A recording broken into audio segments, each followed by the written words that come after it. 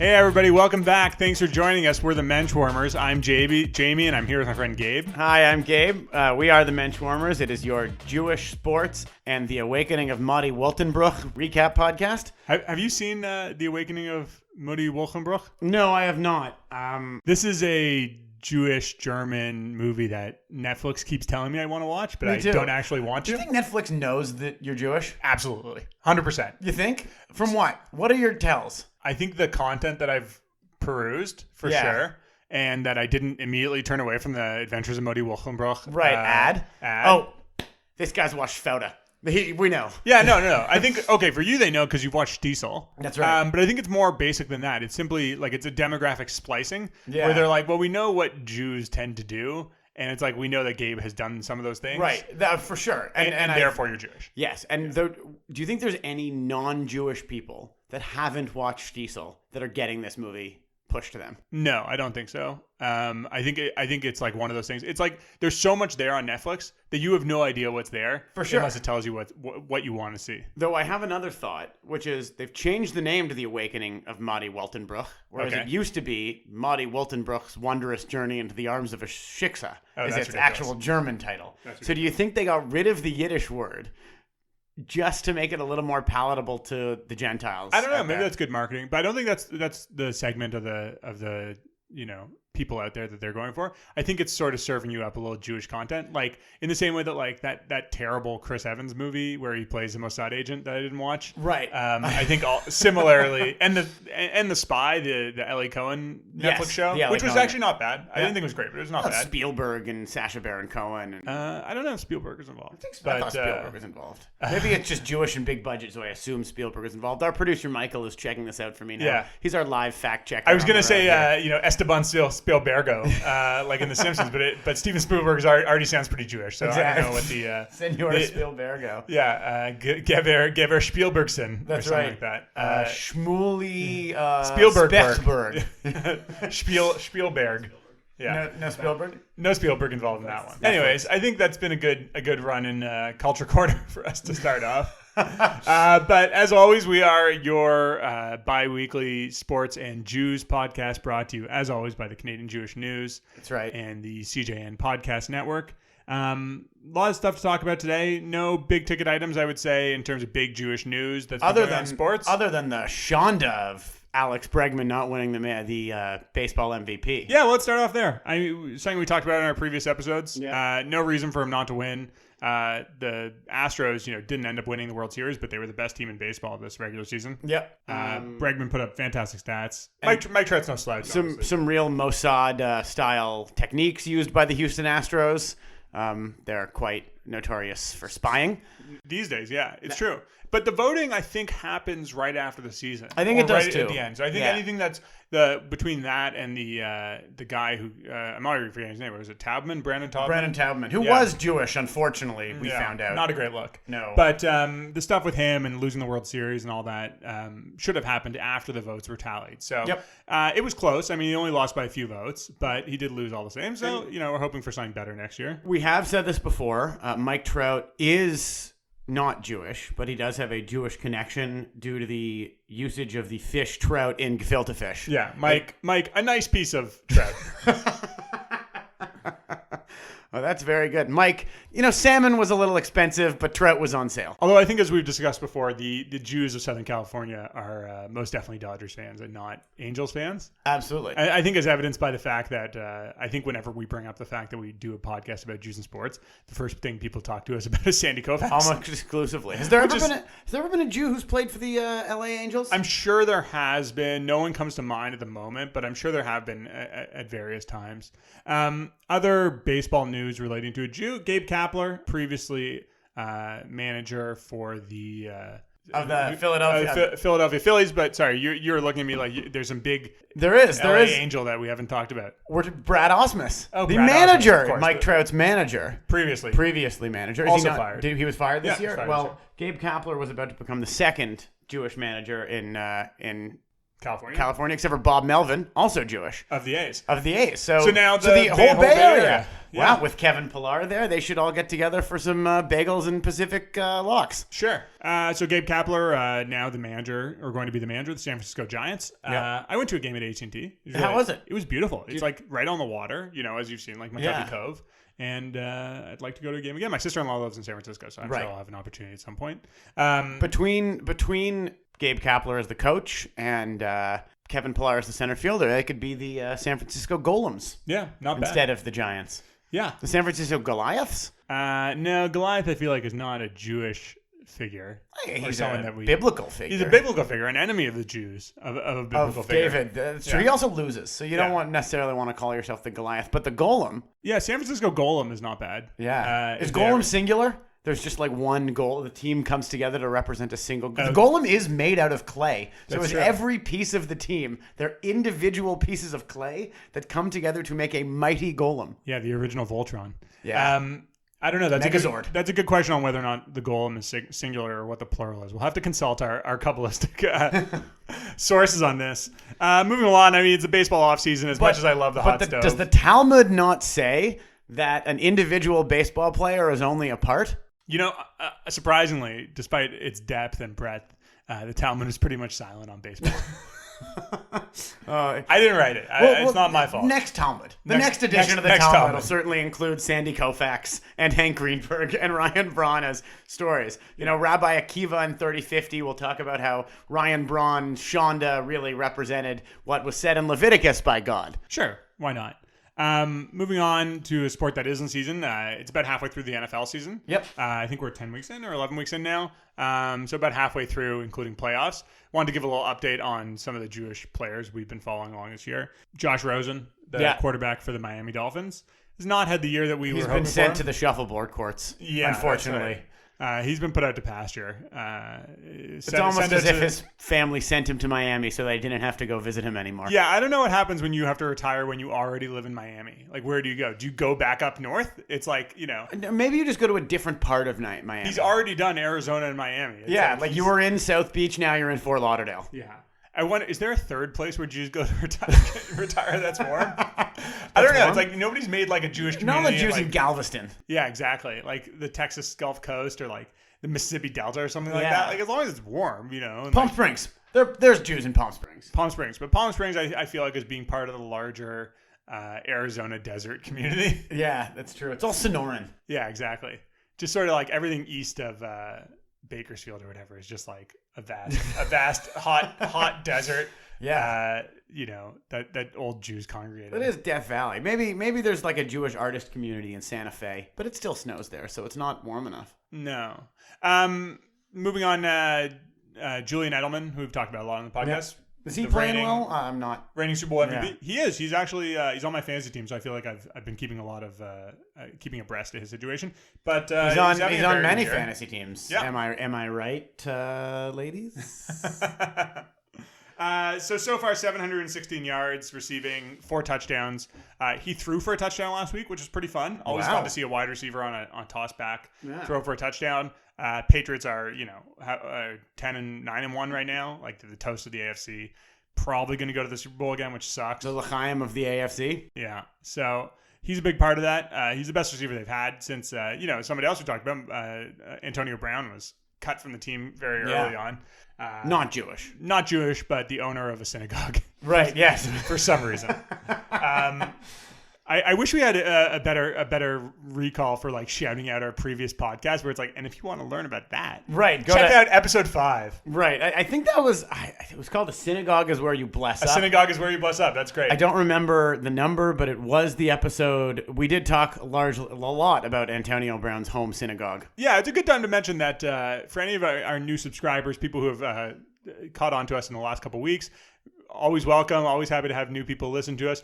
But check out the archives. I mean, there's lots of podcasts there. Sometimes our podcasts are more of the moment, talking about the news of the day. But some of them are interviews with people about the interviews we've done about boxing and tennis and things like that. Where it's they're very they'll last for a long time. Similar to our podcast, about 15 years ago, a group of very dedicated people went in the caves of Israel and pulled out the Dead Sea Scrolls. Sure. And those are still relevant messages for 2,000, 2,500, 3,000 years. We're going to try for about 25, 30 weeks. And I think our messages and our podcast will still be relevant from then on. So whenever you're listening to this, check out our archives. It's quite high praise for our own work to say it's sort of like the Dead Sea Scrolls of podcasting. Have you read the Dead Sea Scrolls? Absolutely not. So how do we know they're any good? I don't think people were impressed by their quality so much as their, impressiveness in terms of that they were so old and they contain new versions of biblical verses. Well, let's think about it. They're only relevant because people have been talking about them so long. Yeah. So when the future baseball Talmud gets written by rabbis Braun and Greenberg and Koufax, sure, or descendants of the such, perhaps the Menschwarmers will be included in the baseball Talmud. A commentary on the baseball Talmud of sorts. Exactly. Or they'll mention the Menschwarmers as some of the holy texts. That all I'm saying is that 3,000 years from now, dear listener, you could be listening to the Dead Sea Scrolls right now. Yeah, could be. We should take a... I think you have a very high estimate of the longevity of this of some of our recordings and also their people were writing the Dead Sea Scrolls. Did they think in the Canadian Jewish News it could be around forever? When Earth is ash and the grass has grown up to our waists, will the Canadian Jewish News be the only media organization that survives? I think it's totally possible. Just as likely as the New York Times or the Times of London, but the Canadian Jewish News, it could last. Sure. I mean, it is one of the few newspapers that still has a print edition on the regular. That's true. It's lasted in print longer than most of its contemporaries. So why can't it last in the oral tradition of the Jewish religion? You think this podcast is an extension of the oral tradition of Judaism that's gone on for the last 5,700 years? That's absolutely what it is. It's our kibitzing as a people that have kept us alive for 5,000 years. All the way from Moses to Sandy Koufax. From Abraham to Sandy Koufax. Yeah. If Abraham didn't have that conversation with God about on the mountain, him and Isaac didn't talk, or if Moses didn't chat with that burning bush, there'd be no stories like this. That's a good point. I mean, I don't know if podcasting has been described as a uniquely Jewish art form, but, there's lots of prominent Jews. I would call us overrepresented in the medium. Definitely overrepresented in the medium compared to other things. I mean, I don't know if it's based on the oral history thing, if it's a continuation of that. I think there's an oral storytelling part that is prominent in Judaism. I mean, even though that we've had a written Torah for the last several thousand years, certainly for the entirety of our lifetime. There is still a focus on oral storytelling in the high holidays and Passover and things like that. And the rabbi gives a sermon. I think for many people and many young Jewish people, especially who might be sort of living in the secular world, not that the secular world has anything wrong with it. It's a great world. I love it. Maybe it's just soothing to hear Jews yammer back and forth at each other. Maybe. So if there was no Passover Seder, there would be no cereal. That's it. That's exactly right. Yeah. And if there were no Jews talking back and forth like this, there might be no pardon the interruption. Right. It's a Jewish guy and a black guy yammering back and forth and arguing. We have a Jewish guy and a different shaped Jewish guy standing here and talking to each other. Some might say that the story of Cain and Abel is the original My Favorite Murder. Or is it the original Menschwarmers of two Jews talking until one of them eventually gets sick of each other and bludgeons them to death with a mic? Gabe, if we were able to stop talking when one of us got sick with the other, this podcast would only be a few minutes long. Exactly. I think that's a good time for us to take a break. Before we do, we should tell you that we are brought to you by a special sponsor today from the Canadian Jewish News. It's an event. I got a question for you, Jamie. All right, let me hear it. Where's your favorite place to shop? It could be a specific mall. It could be a specific type of store. It could be a specific tradition of market. What's your favorite? I'm going to give a shout out to my suit supplier, Kingsport Big and Tall, located conveniently at Avenue in Eglinton. They've not paid for this. But they do me right. I mean, they know how to make a suit for the large man. Is that the corpulent Canadian? The corpulent Canadian. Is that your favorite store in the world? I wouldn't say it's my favorite store in the world, but I feel like the convenience of being able to buy clothes there is quite nice and easy. Fair enough. This is sort of a mercantile, just back and forth. Do you haggle at all at the store? No, there's not a lot of haggling. It's more just like, this is what you'll pay, and it's a fair price. Are by any chance the suits kind of in fruit carts, kind of scattered around the store, and then you pick them up as it is? No, it's not a greengrocer. Well, you know it is like that. What? It's the Shook Macna Yehuda, which is visiting Toronto on December 1st and 2nd at the Promenade Mall. Wow, the Promenade Mall. Cool. Exactly. Which might be the original Shook if you're Jewish in Toronto. You may not have a lot of experience with downtown Jerusalem, but I promise you've been to the Promenade Mall. That's true. So what's going on there on December 1st and 2nd? There's in the Sears at the Promenade Mall, or what used to be the Sears, there's Saving Lives in Canada with you for charity with the famous Jerusalem Market. You can buy what appears to be on this ad flowers and fruit and perhaps some sort of guacamole. I can't see closely, but it's definitely some sort of green mush. And at this event, the Canadian Jewish News is running a contest where if you subscribe to our newsletter, which you'll be available to do at this event, we're giving away a couple of passes to SpongeBob the Musical. Wow, they're doing a SpongeBob musical? They are. The movie was a musical, so is this the same music as the SpongeBob movie? I have no idea. I'm not familiar with the SpongeBob canon so much. Yeah, our producer Michael, his SpongeBob knowledge also lacks. It's also not in this ad copy that you have handed me, producer Michael. So it's we don't know, but we know that SpongeBob might be Jewish. I don't think he is. It'd be more Sponge Schmata. Is there an Israeli? Remember Shalom Sesame? Or like I don't know if there's a SpongeBob equivalent. I think the closest thing is that guy Vince Ofer with the ShamWow. The ShamWow. Ooh, he'd be ShamWow Bob or ShamWow Busy. I don't think it worked out for that guy. ShamWow Shmuley. I think he's in jail or has been widely discredited. I think he bit a sex worker and is now in jail. Feel free to join us there at the Machne Yehuda Market at the Promenade Mall on December 1st and 2nd, 2019. That's right. Buy, haggle, have fun. Maybe they'll have one of those carts, that they do in the street in Jerusalem when they have that giant flat bagel. Yeah. Yeah, they could have one of those. I went to the Machne Yehuda Market when I was in Israel. How was it? I've been there too. It's a lot of fun. Yeah, anyways, let's take a quick break and talk some more about hockey. Gabe, it's the end of getting towards the end of November. There's snow on the ground. That's right. And we're about 20 games into the NHL season. It's hockey time in Canada. It's hockey night in Canada. It's hockey night in Canada. Big shout out to our local Jew boy, Zach Hyman. The Hyman is unbroken. Yeah, he is back from his ACL tear. Yep. I think it was his right, but there's a 50-50 shot on that one. So let's go with right ACL tear. I saw him at a wedding this summer. I've told the story before. He did not dance the hora. Fair enough. He was rehabbing. Well, good. You should be glad that he was focused not on dancing, but focused on rehabbing. And now he's back, 20 odd games into the season. That's right. He's at the quarter pole, but he's back.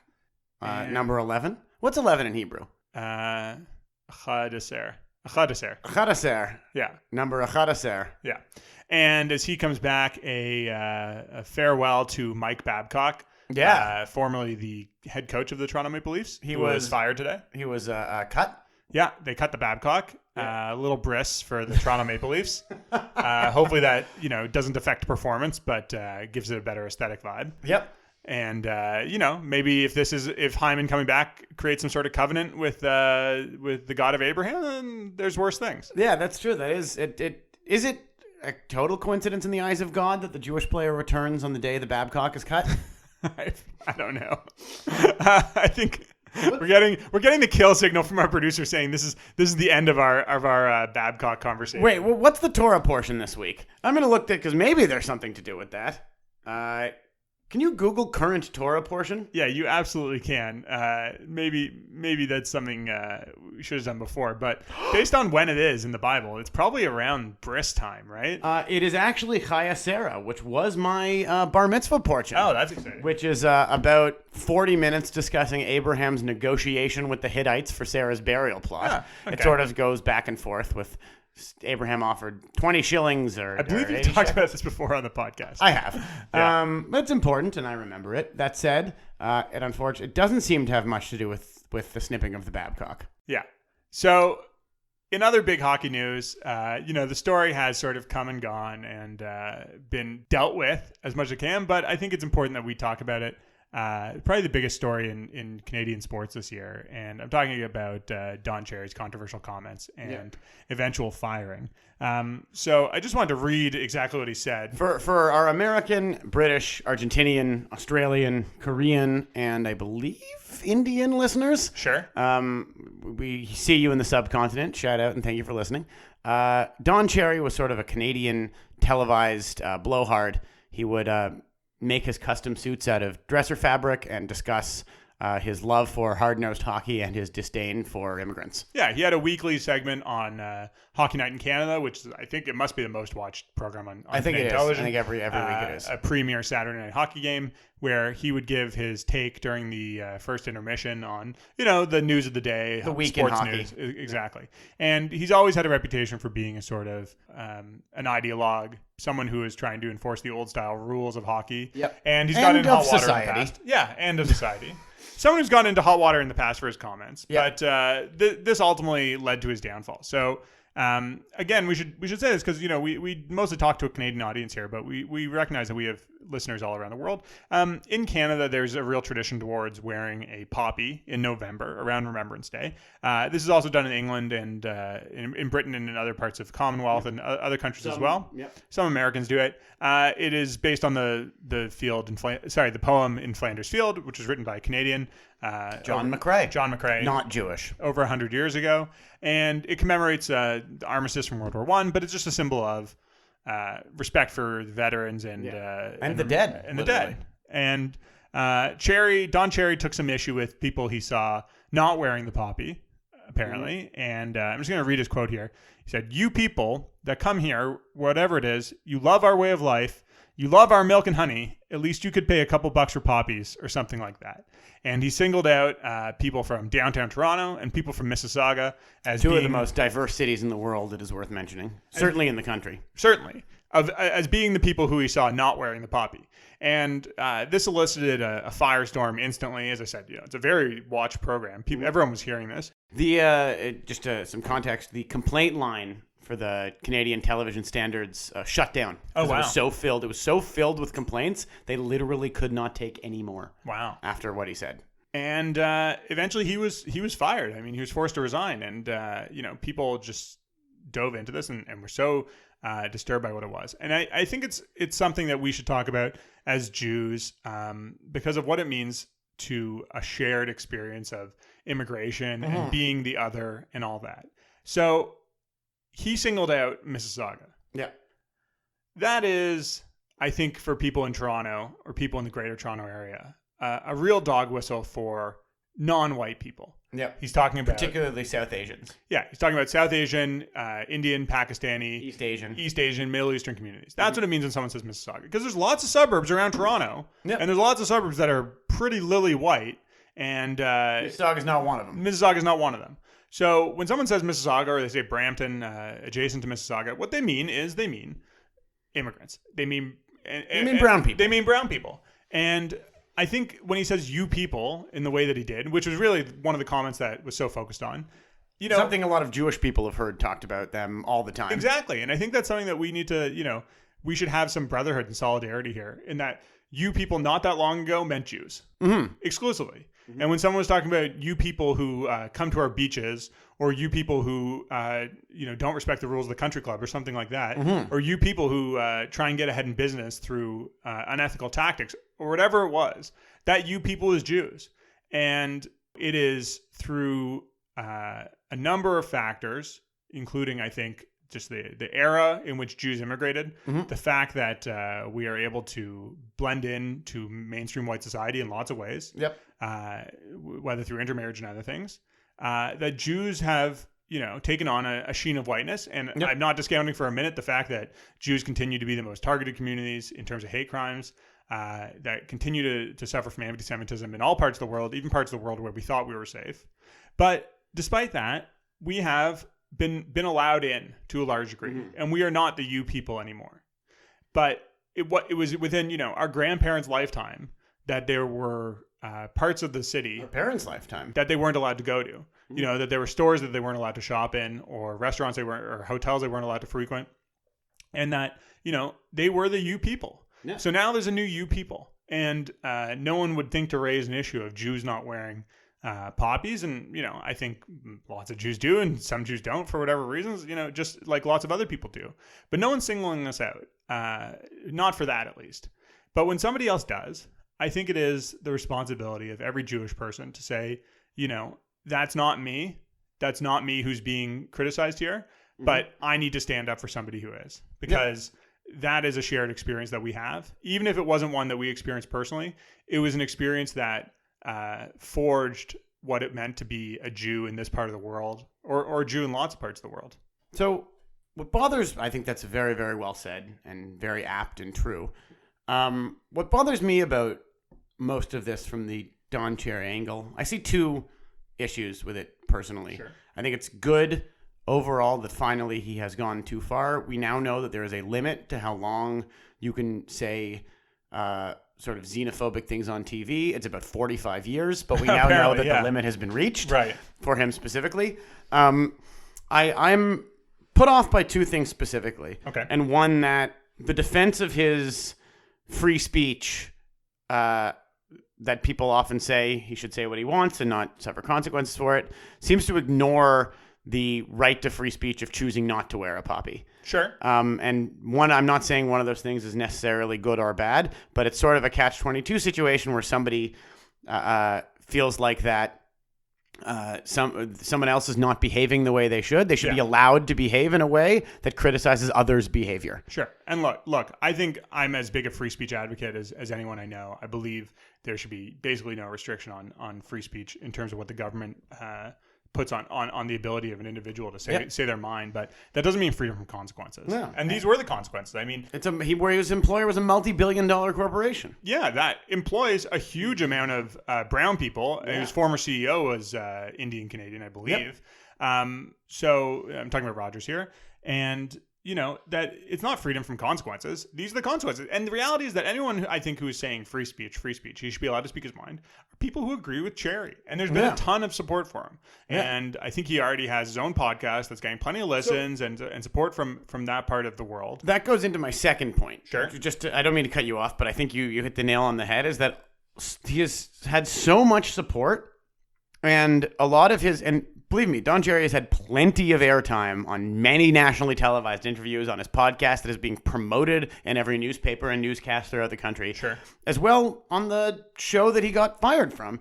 His former partner talked about it, where he says, there are so many people that agree with me. There are so many people that agree with me.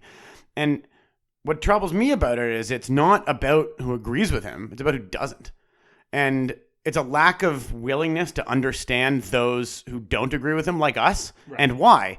And Jamie really eloquently put earlier about why we don't agree with him, given that not so long us and many other Jewish people, and many other Italian people or Portuguese people, and I'm only talking about people who can pass for white. Sure. Irish people also got this sort of disinterest from the white Canadian majority. Right. And we know that we've experienced this, and we're on the side of the victims. I don't want to say the victims, but we're on the side of those he was speaking to emotionally, as we've been there recently.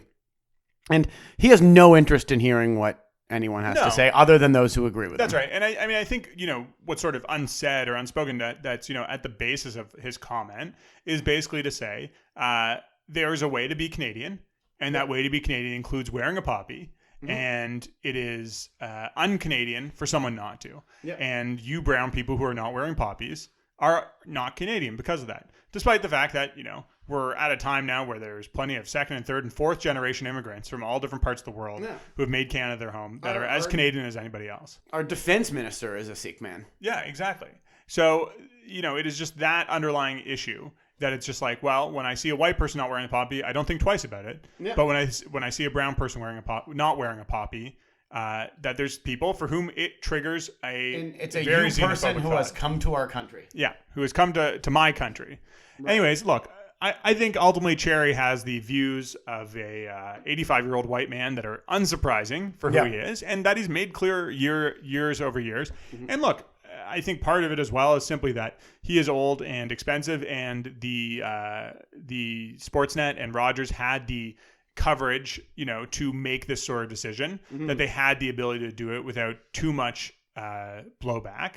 They felt willing to do it. But still, I honestly, I feel like, and I'm not someone who watches a lot of Coach's Corner, but this is great. It's good that he's out. Yeah. I hope that there's, because of the stature of the position, I hope that it's someone with a more interesting or current worldview. Or there's more diverse viewpoint. Yeah. And I guess we'll see what happens. I mean, I don't know if they're planning on replacing him with somebody else or what they're planning on doing with the segment. I mean, I think there is a bit of an issue with hockey that we've talked about in the past, that it is the whitest of the professional sports. And in Canada, it is still the sport that is largely for white people and large sort of cultural and financial barrier to entry. Yeah, exactly. And we haven't seen non-white Canadians embrace hockey the way they have. For example, basketball, and even baseball and football and things like that. And cricket. Is another example. Sure. I mean, it's huge in Canada. Yeah. I mean, look, there's already a number of Black Canadian NBA players, like Andrew Wiggins and people of that era, the sort of Carter generation, who have made it in the NBA. There's only been a handful of Black Canadian NHL players, period. I think there's a lot of hope, and I don't want to put any pressure on this in case he happens to be listening somehow, but I think there's a lot of hope on PK Subban and his brothers to sort of lead the next generation of Black Canadian hockey fans and players. Sure. I know he's talked about that being a responsibility he feels. He has two brothers who are also in the NHL, and I think him being the oldest and the most successful probably feels it the most. But he talks about it as a real bridge he's trying to build. Well, I'm sure that he will take that on, and I respect that he is trying to do that. Obviously, hockey has been a huge part of his life and his family's life. But I don't think that there has been the same movement from the rest of hockey to be as inclusive or to embrace people from different backgrounds as a way there have been in other sports. And, part of that's simply the barrier to entry. Hockey is more expensive and requires a different level of time commitment that might not be available to recent immigrant communities who are trying to make it in Canada, as opposed to something like basketball or football, which, just needs a field and a ball. And a ball. Like that. But, I hope this is a sort of catalyzing point for hockey where they can look at themselves a little bit. Hockey can look at itself a little bit. Hockey in Canada, this distinctly Canadian thing. And, really. And I would imagine that there are plenty of people, there's obviously some hockey executives and hockey people, the powers that be, that agree with what Don Cherry said. But I bet you there are just as many who are horrified by it and feel the same way that you do, and that this could be an inflection point to make the culture a whole lot more welcoming. Yeah. Well, I know it got a little somber there, a little serious. It can't all be Mike Babcock jokes. But I hope that was an interesting conversation, about these recent events and maybe a little bit of a Jewish spin on it. Until next time, you can find us at Facebook at the CJN Podcast Network, and you can find us on Twitter at Menschwarmers. That's right. We are also available anywhere you get your podcast, iTunes, Spotify, Stitcher, etc. I'd also like to thank the CJN for hosting us, as well as Michael Freeman for guest producing, the executive producer of the CJN Podcast Network. And I'd love to close with a reminder that Larry Tannenbaum, if you are listening, we would love to discuss the firing of Don Cherry with you, as well as the future of the Toronto sports teams. Yeah, that's what he's going to talk to us about. This is like our sorry for bumping Matt Damon, eh? Yeah, that's exactly. We'll ask Larry for his take on the day until he has the guts to come on this podcast and answer the tough questions to our faces. Yeah, that's exactly right. So yeah, until next time, we're the Menschwarmers. Love to hear from you, and see you soon.